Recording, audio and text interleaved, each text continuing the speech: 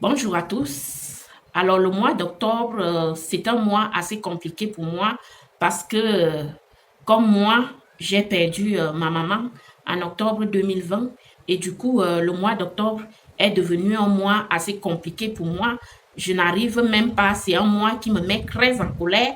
C'est, j'ai la tension qui monte quand je pense à ma mère et du coup, c'est un mois que je n'aime plus le mois d'octobre. Depuis 2020, je n'apprécie plus ce mois parce que ça me rappelle les mauvais souvenirs liés à la mort de ma mère et du coup, je, je n'apprécie plus vraiment ce mois.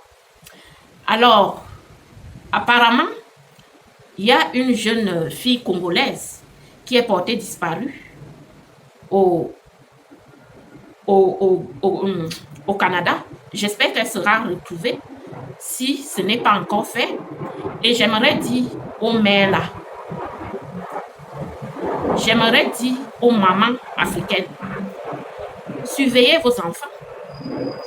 Quand vous n'êtes pas dans un pays, n'envoyez plus vos enfants étudier ailleurs alors que vous n'êtes pas dans ce pays.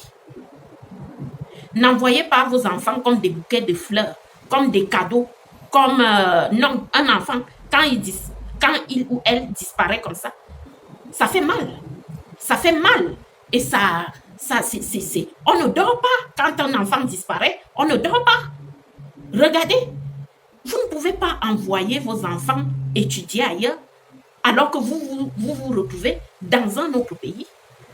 Alors, la première erreur de cette maman, c'était d'envoyer sa fille étudier ailleurs. Si tu veux que ta fille aille étudier au Canada, il faut aller avec elle. Il faut aller avec elle.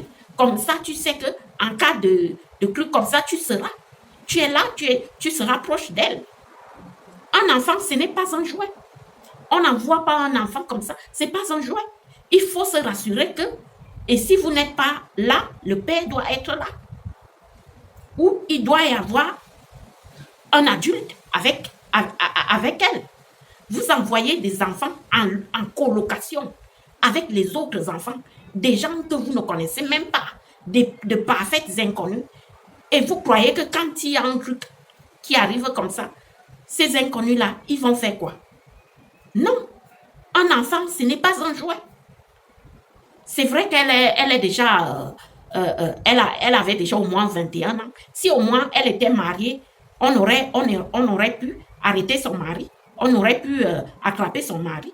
Mais elle n'est pas mariée, elle est en colocation. Non, ça ne se fait pas. Rassurez-vous que là où j'envoie mon enfant, je connais ces gens.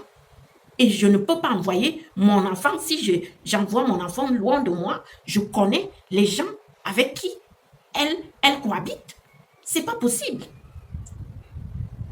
Regardez, lorsque ça arrive comme ça, vous voyez que les colocataires, eux, ce n'est pas trop leur préoccupation. Et c'est vous, la mère, qui ne dormiez pas la nuit. C'est pas possible ça.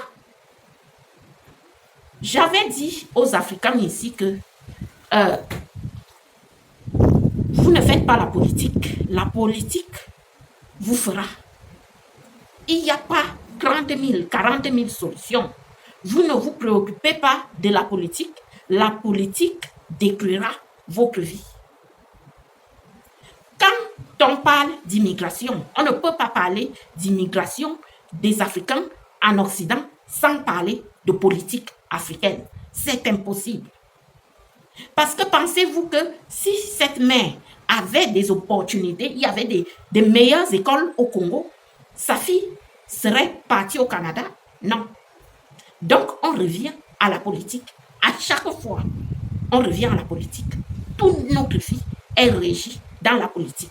C'est pour ça que quand je dis ici aux Africains de réclamer leurs droits, de réclamer une vie meilleure pour eux, ce n'est pas pour rien. Ce n'est pas pour rien parce qu'on tombe toujours dans la politique. Quand un Africain quitte son pays en Afrique pour venir en Occident, c'est la politique. Quand un Africain meurt au désert libyen, c'est la politique. Quand un Africain meurt à la mer Méditerranée, c'est de la politique. Quand un Africain arrive en Europe et dort dans les rues à Paris, c'est de la politique. Et c'est de la politique africaine qui vous fait à ce moment-là. Vous devriez le comprendre. Vous devriez intérioriser ça. Quand on dit aux Africains de se lever en Afrique et de demander des comptes à leur gouvernement, c'est pas pour rien. Nous qui sommes dans la diaspora, on vous dit, on vous répète, manifestez vos droits en Afrique. Parce que comme je l'ai toujours dit, le noir n'est pas venu accompagner les autres peuples sur la terre. Le noir n'est pas venu être l'esclave des autres sur cette terre. Mais le noir choisit d'être esclave des autres. Ce qui est différent, c'est de l'esclavage choisi. Toujours, c'est les Africains qui doivent partir dans les pays des autres. Toujours, c'est eux qui sont chassés dans les pays des autres. Toujours, c'est eux qui sont maltraités partout. Mais même quand les pays d'Afrique qui sont développés se préoccupent plus des étrangers, plus que des Africains. Regardez un pays comme le Congo. Normalement, le Congo ne devrait pas être à ce niveau-là. Avec tout le potentiel, tout ce qu'il y a au Congo, le Congo ne devrait pas être dans cet état. Les Congolais ne devraient même pas voyager pour aller au Canada, pour chercher des meilleures opportunités, que ce soit études, travail, etc. Ce n'est pas normal pour un Africain de quitter l'Afrique pour venir en Occident avec toutes les opportunités qu'il y a en Afrique, que des chefs d'État africains peuvent bâtir. Non, ce n'est pas normal. Et on retrouve les mêmes politiques partout. Regardez au Cameroun. Quand je vous parle du Cameroun ici, là, tous les jours, regardez un pays dans cet état-là. Vous croyez que les Camerounais ne devraient même pas voyager pour venir en Occident? Peut-être venir juste en vacances. Un pays qui a tout ce potentiel-là, qui est dans cet état-là. Et vous vous dites qu'on parle. On ne va pas parler. Comment on ne va pas parler? Parce que quand on voit ça dans nos yeux adultes, mais on parle. Nous n'allons pas lâcher la politique africaine. Celui qui ne veut pas dégage. C'est aussi simple que bonjour. On va dire aux politiques africains de changer leur mentalité. Et même les pays développés, je dis même les pays développés d'Afrique, pensent aux étrangers avant de penser aux Africains. Qu'est-ce qu'on a même marqué sur le front du noir comme ça? Qu'est-ce qu'on a marqué sur vous? On a marqué esclave à vie. C'est quoi? Vous êtes venus accompagner les autres dans ce monde? Toujours, c'est vous qui devriez envoyer vos enfants ailleurs. Toujours, c'est vous qui devrez immigrer ailleurs. Toujours, c'est vous qui devrez être errant dans les pays. C'est quoi? Qu'est-ce qu'on a même fait au bon Dieu pour mériter ça en Afrique? C'est pas possible. Ce sont les mauvaises politiques qui créent tout ce chaos en Afrique. C'est pour ça que moi, je vais parler de la politique. Celui qui ne veut pas, je dis bien celui qui ne veut pas, va dégager.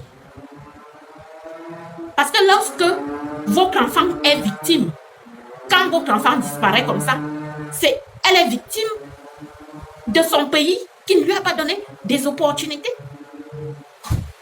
Ça devient une victime de la politique. Une mauvaise politique qui ne donne pas les opportunités aux jeunes sur place. Les parents sont obligés d'envoyer leurs enfants étudier ailleurs, alors qu'ils peuvent le faire sur place. C'est ça qu'on a réduit. Je ne comprends pas l'esprit africain. Je ne comprends pas. Qu'est-ce que vous, en tant qu'Africain, vous avez même fait pour réfléchir comme cela? C'est pas possible. Je ne vois pas des enfants belges, français, allemands, américains qui viennent étudier en Afrique. Ils sont combien? Peut-être une infime minorité. Leurs parents sont bien situés en Afrique et ils étudient là-bas. Ils sont très, très peu. C'est pas comme nous qui venons chez eux en grosse quantité. Nous venons même créer le grand remplacement chez eux. Et là, je pense à notre ami Zemmour qui parle souvent du grand remplacement. Mais il a raison. Même si on peut peut-être le reprocher d'être raciste envers les Noirs, mais il a raison dans son discours. Et Marine aussi a raison. D'ailleurs, il y a même beaucoup de gens qui apprécient Marine en Afrique. On peut leur reprocher leur détestation du noir, mais on ne peut pas nier qu'ils ont raison dans leur discours. Ce n'est pas à eux de se charger de nous. La responsabilité revient à nos politiques africaines. Et c'est pour ça que moi, je ne suis pas très d'accord avec les panafricanistes 2.0 qui, au lieu de dire à leurs frères africains la vérité, passent toujours dire que c'est la faute à l'Européen, c'est la faute à la France, c'est la faute à l'Américain, c'est la faute à... Non, non, non, c'est la faute à nous-mêmes. Vous croyez que les Français, les Canadiens, les Américains sont en Afrique pour nous aimer, et même les Russes, dont vous aimez tant. Ils ne sont pas là pour nous aimer. Ils sont là pour leur gain, pour leur jet, comme le disent souvent nos frères ivoiriens. Ils sont là pour bénéficier de l'Afrique, pour tirer leur gain. Ils ne sont pas là pour apprécier les Africains que nous sommes. C'est à nous-mêmes de nous apprécier. Et si on ne le fait pas, personne ne le fera à notre place. Et il faut qu'on le retienne. Personne n'est en Afrique pour aimer les Africains. Donc, si la France peut me broyer en Afrique, il me broie. Mais elle me broie, c'est à moi de m'aimer.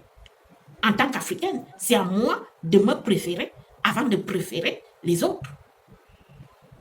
Et c'est comme ça qu'on va trouver nos politiques ne font aucun effort pour nous. Et comment voulez-vous qu'on nous respecte? C'est toujours nous qui envoyons nos enfants mourir. C'est toujours nous qui sommes... Parce qu'on n'a pas des opportunités en Afrique. Je dis le Congo, les Congolais ne devraient même pas voyager pour aller ailleurs. Avec le pays, le Congo là, tout ce qu'il a. Et il faut que, même le Cameroun, même, je dis mais toute l'Afrique, c'est pas possible.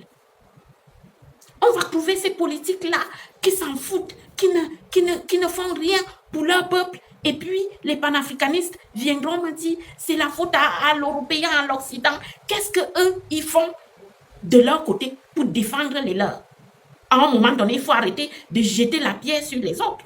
Qu'est-ce que nous, on fait à notre place, en tant que peuple? C'est pas possible, ça. Nous, on va parler de cette politique africaine. Je vais parler de la politique africaine. Celui qui ne veut pas, il n'a qu'à partir. Il prend ses deux pieds, il part. Non, c'est pas possible. On va continuer à éveiller les consciences. C'est quoi ça? C'est toujours nous qui sommes dans ces positions. C'est toujours nous qui pleurons. C'est toujours nous qui nous lamentons à chaque fois. Quand est-ce que ça va finir? Quand est-ce que ça va finir? Cet effet de toujours envoyer les Africains, c'est toujours nous qui nous déplaçons. Quand est-ce que ça va finir?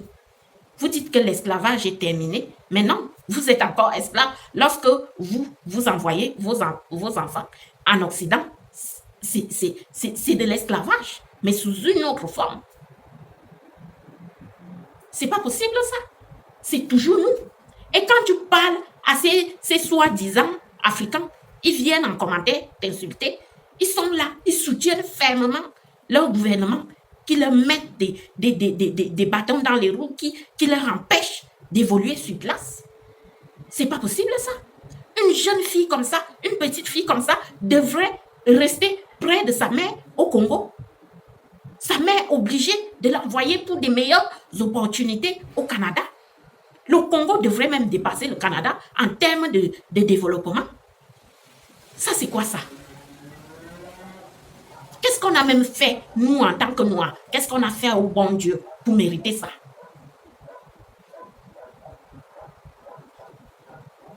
Nous, on va dire ce qu'on pense aux politiques africaines. S'ils ne veulent pas, c'est leur problème.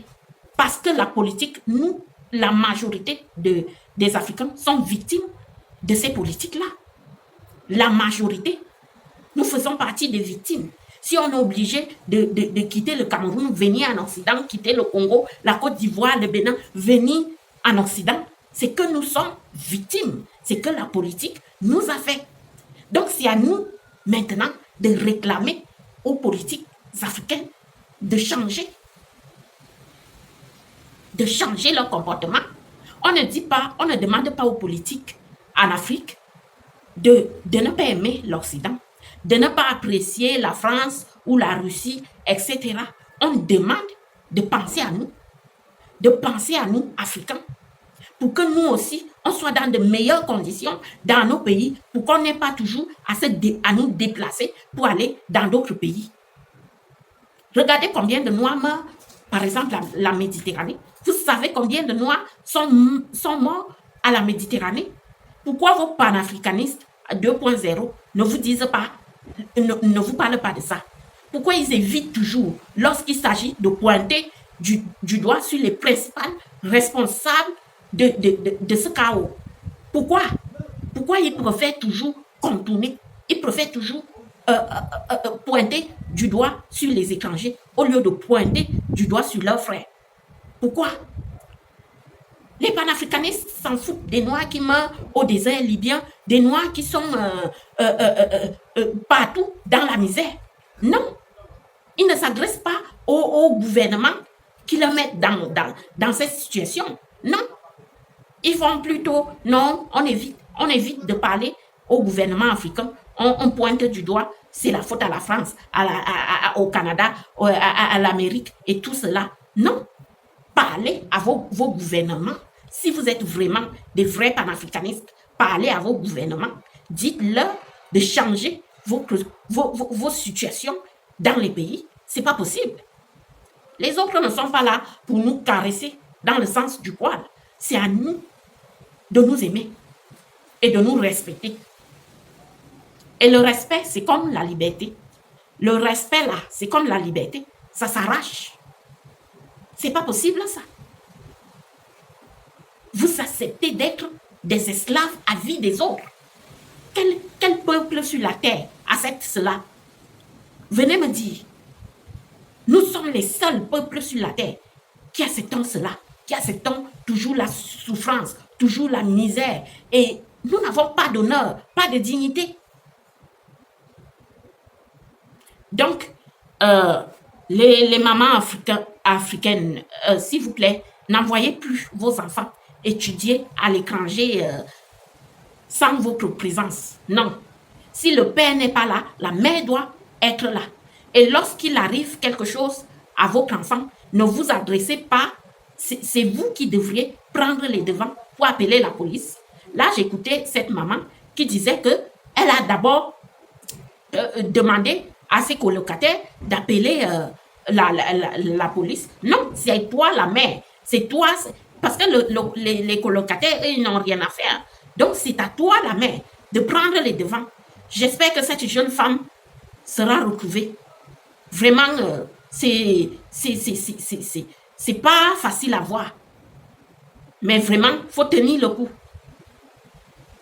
C'est pas possible. Ça fait mal de voir une petite fille comme ça qui disparaît.